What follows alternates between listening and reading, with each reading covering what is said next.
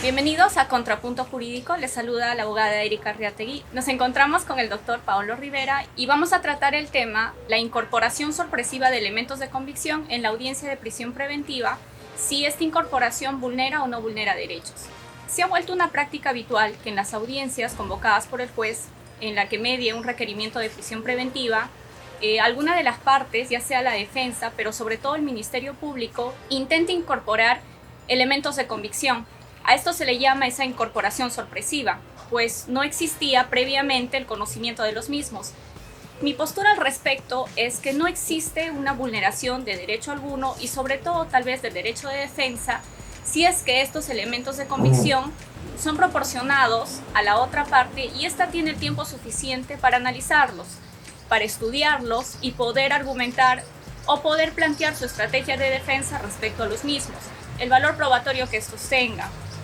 Además, se suma el hecho de que nuestra ley procesal penal no proscribe este tipo de incorporación, es decir, no prevé una oportunidad específica para hacerlo. Por tanto, no estaríamos reemplazando la ley por la voluntad de las partes, lo cual sí desnaturalizaría nuestra propia norma o lo que va a regir un debido proceso. Siendo así, considero que en efecto no existe ningún tipo de vulneración cuando la otra parte ha tenido la oportunidad de poder contradecir en la utilidad probatoria que pretende la otra parte.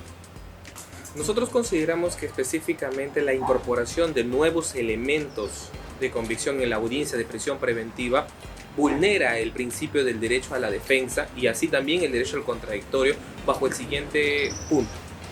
El nuevo Código Procesal Penal se rige bajo 6 principios: la publicidad, la contradicción y la oralidad. Es necesario que al momento de correrse traslado el requerimiento de prisión preventiva a la defensa, se corra con todos los elementos de convicción necesarios que el Ministerio Público ha podido recabar durante su investigación, ya sea durante una investigación preparatoria de varios meses o durante los tiempos en el cual ha tomado la detención, que sean 48 horas o 15 días según la naturaleza del hecho delictivo, o tal vez en una detención preliminar. Es necesario precisar que el artículo 6 del título preliminar del Código Penal señala taxativamente que solo pueden vulnerarse los derechos de los ciudadanos, es decir, la libertad, de una forma y modo prevista en la ley con las garantías establecidas en la misma norma. Esto quiere decir que el requerimiento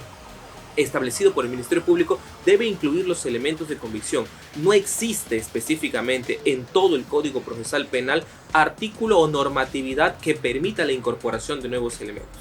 Si bien es cierto, existe una figura en la cual la investigación preparatoria es una situación dinámica, debe precisarse que presentarse nuevos elementos en una audiencia vulneraría el derecho a la defensa y al contradictorio por cuanto es un acto sorpresivo para la defensa y que si bien se puede permitir en la audiencia el derecho al contradictorio, no le da el tiempo suficiente a la defensa para poder establecer los cuestionamientos sobre estos elementos.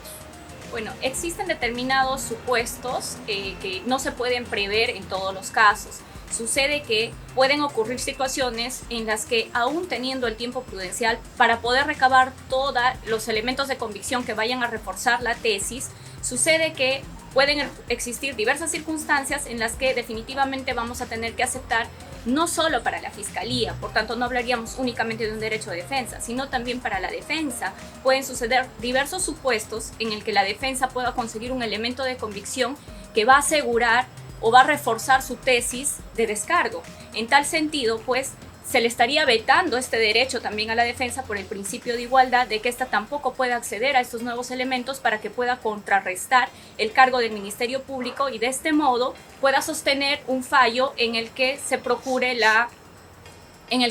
se declare infundado el requerimiento de prisión preventiva. En ese sentido, pues, en realidad no existe una afectación tal al núcleo fundamental del derecho, únicamente a la formalidad,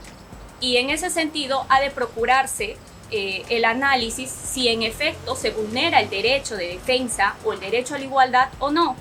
puesto que si se trata en realidad de establecer un plazo prudencial para estudiarlo, considero que esto ya es discrecionalidad del juez obviamente basándose en este criterio de todo ser humano de la capacidad de poder analizar cierto elemento de convicción. Si es amplio, se requerirá más tiempo y el juez deberá entender, pero es un criterio bastante subjetivo del juez, que en realidad no va a repercutir sobre el fondo del asunto, que es la posibilidad de poder analizar el contenido del nuevo elemento de convicción, ya sea se trate de una documental, ya sea se trate de un testimonio, pero en realidad pues este criterio discrecional en realidad basa únicamente una formalidad, no existe una afectación al núcleo duro del derecho fundamental.